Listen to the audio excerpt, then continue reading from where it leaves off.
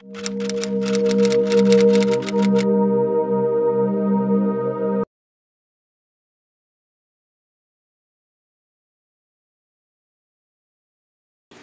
of all, Herzog Hospital is based in Jerusalem.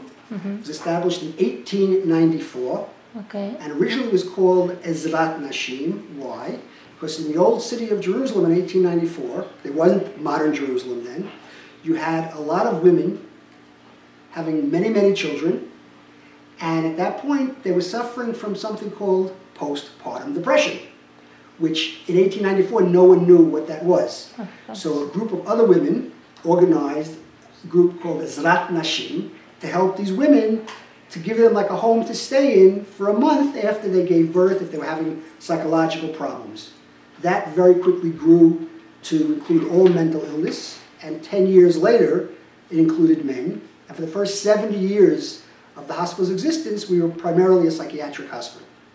And we were actually the first psychiatric hospital in the entire Middle East. Okay.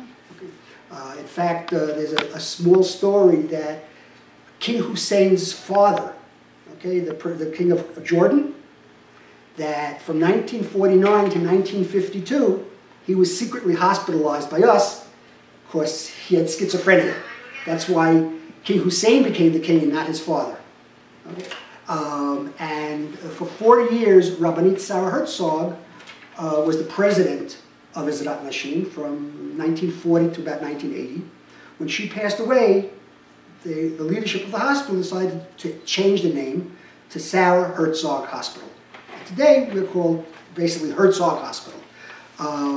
In the last 40 years, we've changed dramatically. We still have psychiatry, which is for men and for women, but because of the changes in healthcare and psychiatry and the needs for geriatrics, of our 330 beds, 75% are for geriatrics and 25% for mental illness, basically schizophrenia. Israel's Ministry of Health came to us and said, can you set up a program for children? Now, there's a problem with children that are born with some sort of difficulty or have some sort of accident where their brain is affected and they can't breathe. So this geriatric hospital set up a department which now has 25 children from the ages of 3 months to 18 years who unfortunately are in worse condition than the 80-year-old on a respirator. They had some sort of accident with the oxygen that stopped going to the brain, and these kids are on respirators possibly the rest of their lives. We also have a department called the Israel Center for the Treatment of Psychotrauma. This started about 20 years ago, and it started to treat people who suffered in terrorist attacks or wars or Holocaust survivors who had what they call PTSD, post-traumatic stress disorder. Now, it's not necessarily someone who was injured in a terrorist attack, okay? It's someone, for example, who witnessed a terrorist attack and saw someone's arm blown off, but they weren't injured, and the Israeli healthcare system, they were not eligible for any kind of mental health care. But they could wake up every night seeing the picture, so we started this program, okay, and it grew dramatically, and we are basically the leading organization in Israel in not only treating psychological trauma, but training all the psychologists, social workers, and teachers in Israel how to help kids deal with psychotrauma. And like I said, since we can't treat everybody, we work within the system. We work with the teachers in the schools to how to identify kids. We work in each municipality. During the fighting in Gaza and the fighting in Lebanon 5-6 years ago, even though we're based in Jerusalem, we were all over the country helping out. 9/11, September 11th, the U.S. government invited us to come and help after 9/11. After Hurricane Katrina, the U.S. government invited us to help in New Orleans to train people who were suffering from trauma. We've been very active in Mexico City, because in Mexico City, about 25 years ago, you had a terrible earthquake that killed several thousand people. That's trauma. We're not talking about the Jewish community, we're talking about the general professional healthcare community. And clearly the Jewish community as well. Now, what did this do? A, this made the Jewish community in Mexico City look very good, because they were helping their fellow Mexicans. It helped Israel, because here's Israel helping other people. And clearly, for Herzog, we were in the background doing the service, so it was a win-win-win situation, as they say. Albert Einstein Medical Center. Okay. It happens to be, I'm told, the largest or most successful hospital in all of Latin America. Okay? Clearly, they picked the name Albert Einstein, very interesting, and the Jewish community there supports it tremendously. I've been there. It's a beautiful, modern hospital. When they came to visit us, they told us we're very good at everything we do, except geriatric care. We don't know how to treat Alzheimer's. We don't know how to treat Parkinson's. Can your doctors help us? We started a program whereby video conference, once a month, one of our doctors sitting in Jerusalem, will give a presentation to other doctors sitting in Sao Paulo, with the time difference and everything, on, okay, how do you identify Alzheimer's? And for all of us who know someone who has Alzheimer's, or a family member, it's very frightening, okay? The general public doesn't know that over 65% of people diagnosed with Alzheimer's do not have Alzheimer's. Because the doctors in the world, I'm talking about the best doctors in the US, okay, aren't properly trained to diagnose Alzheimer's.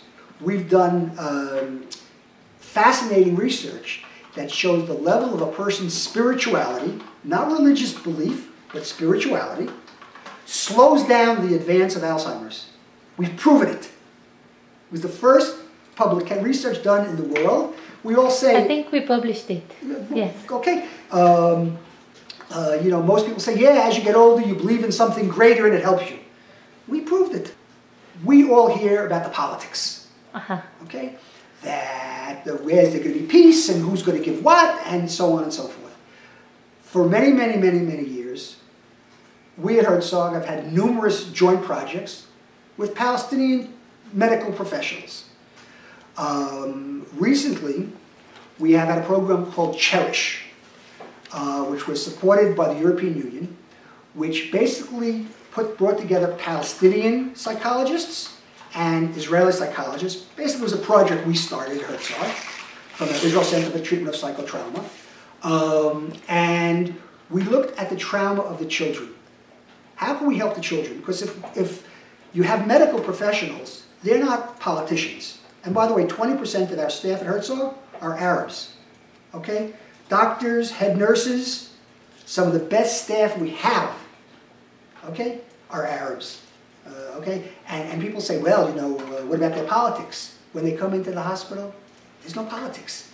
You might remember that about 7 years ago, there was a terrible terrorist attack in Chechnya, in Russia, where they came into the school and they killed like 200 kids. Yes. Okay? UNICEF, which again is not a friend of Israel, but knew about our work, they invited our professionals, our trauma professionals, to go to Chechnya to train the social workers and teachers in Chechnya how to help them deal with the surviving children and family members.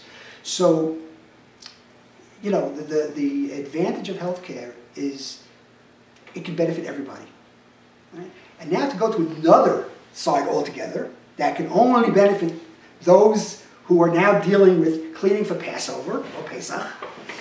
Would you believe, okay, that there's something called the depression of dealing with preparing for Passover? Right? And every year the Israeli newspapers come to our hospital because we have the best people in the world dealing with in Israel in dealing with depression, okay? That they run a whole spread of our doctors giving tips how not to get depressed from Passover. Passover cleaning, cooking, whatever it might be.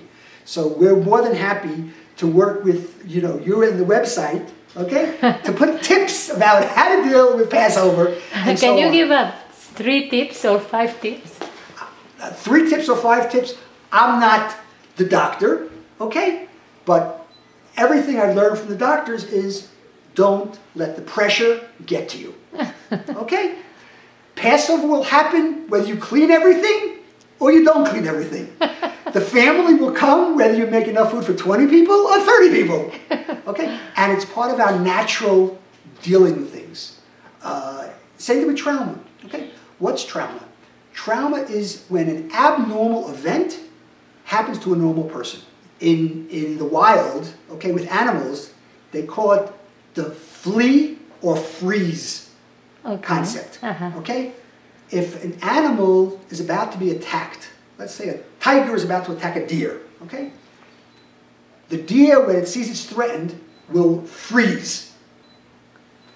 And if it succeeds in running away, what's the first thing it does? It shakes the body. It gets the trauma out of its body. Okay. Okay, you haven't been trained to do that, to get rid of it, okay? There are all kinds of techniques. In fact, when we had our trauma specialists come to Mexico City, they spoke about that. Okay. There are all kinds of techniques, how to use your body to process the mind. In Latin America, I know there are a lot of Holocaust survivors, okay? We have also specialized in dealing with the trauma of Holocaust survivors. And I'll give you a very, very simple example. This came out of one of our video conferences. There was, not by us, but in a hospital in Toronto, a patient who was in an old age home, okay? And every third day they would come into his room and the room would smell. They couldn't understand what the smell was. They found that when he went to the cafeteria, he took bread with him and put it under his pillow. He was a survivor, so he was used to stealing food so he would have to eat. What would happen with the bread after 3 days? It starts smelling, okay? So the staff there had a choice. They could remove the bread, at which point the Holocaust survivor who was suffering from Alzheimer's would have an Alzheimer's episode. He would start screaming, "Where's my food? Who stole my food?" Or they can write in his medical chart, every 3 days, change the bread, which is what they did. So he would always reach under the pillow, feel his bread, and be okay. And that's what all of us need to learn when we're dealing with older family members, parents, grandparents, whatever, that while we love them, they're not the same people they were 20 years ago. And there's ways to work with them to help them, which then helps us as well caring for them.